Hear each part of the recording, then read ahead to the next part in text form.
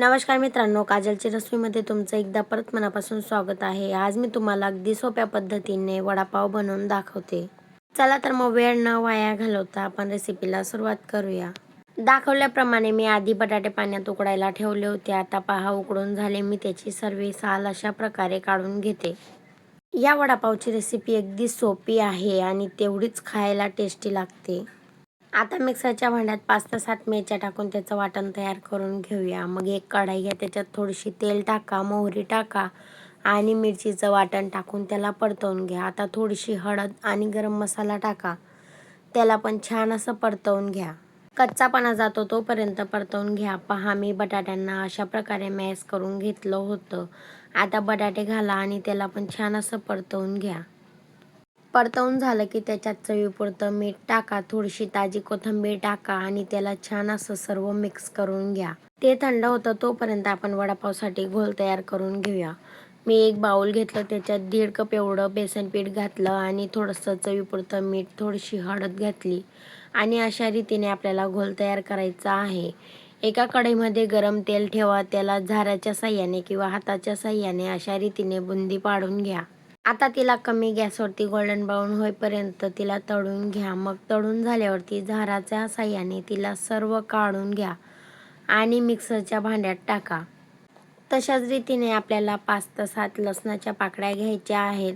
तुम्ही साल काढूनही घेऊ शकता, मी सालीसोबत घेतल्या आहेत। त्यांना लालसर असं तळून घ्या। लालसर तळून झाले की त्यांनाही मिक्सरच्या भांड्यात टाका। 1 ते 2 चम्मच तिखट टाका, थोडंसं जिरं टाका आणि ती लसणाची चटणी अशी तयार करा।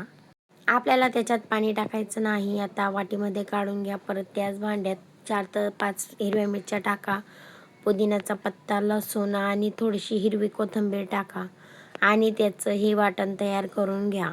काढा आता त्यालाही वाटीमध्ये।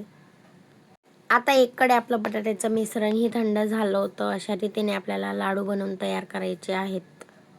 आता एक एक करून आपल्याला सर्व बेसनच्या घोलमध्ये टाकायचे आहेत। एकीकडे मी तेल गरम करायला ठेवलं होतं।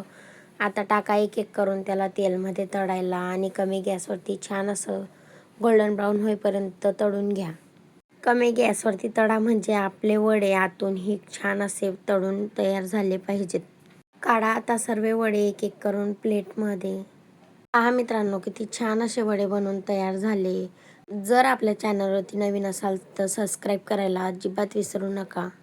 मित्रांनो, तुम्ही कोणत्या शहरातून किंवा कोणत्या देशातून हा व्हिडिओ पाहत आहेत मला कमेंट करून नक्कीच सांगा, म्हणजेच मला तुमचं आभार मानता येईल। पहा मित्रांनो, मी एक पाव घेतला होता, त्याच्यात एकदम मध्यभागी कापून घेतलं। आता एक साईडला लसूणची चटणी, एक साईडला मिरचीची चटणी लावा आणि मध्ये वडा ठेवून पहा किती छान असा वडापाव बनवून तयार झाला। अशा रीतीने सर्व वडापाव तसेच तयार करून घ्या। बाहेरचे वडापाव किंवा बाहेरचे पदार्थ खाणं अवॉइड करा आणि शक्यतो होईल तेवढं घरीच बनवून खा आणि हेल्दी राहा। बाहेरचे पदार्थ खाऊन आजारी पडू नये म्हणून याचं खूपच लक्ष ठेवा। तुम्ही ही सर्व पदार्थ घरी एकदा नक्की ट्राय करा, तुम्हालाही बनवता येईल।